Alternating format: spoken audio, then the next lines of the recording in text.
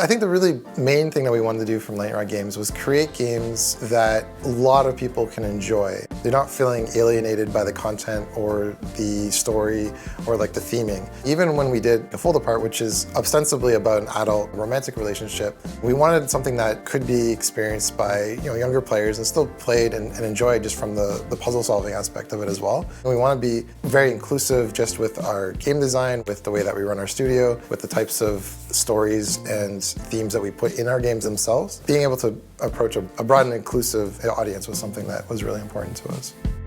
Inclusivity is something that's really just important to us as a whole. Like, A Fold Apart is my own story, but there was nothing in there that was really specific to gender. Like, why don't we just let players choose whatever couple combination they wanted? And that worked out really well. There was people who felt really strongly about the fact that they were able to play the game in a way that was much more representative of themselves that they don't normally get from a game. We'd see more of that in games if people just thought about it in the earlier stages. It's like, how can we take this thing that we value and incorporate it into our work? And if that's always part of the design discussion, you just find ways to make it work.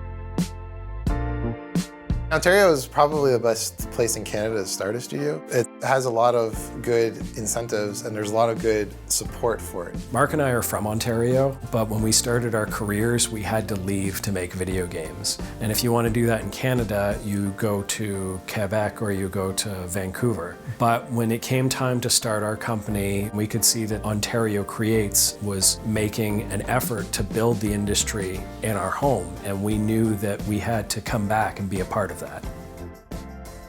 Funding is really the hardest part of game development. A lot of your costs and all the expenses are all up front, and so having that support from Ontario Creates to fund that early development or even production, it's been crucial to our success as a studio.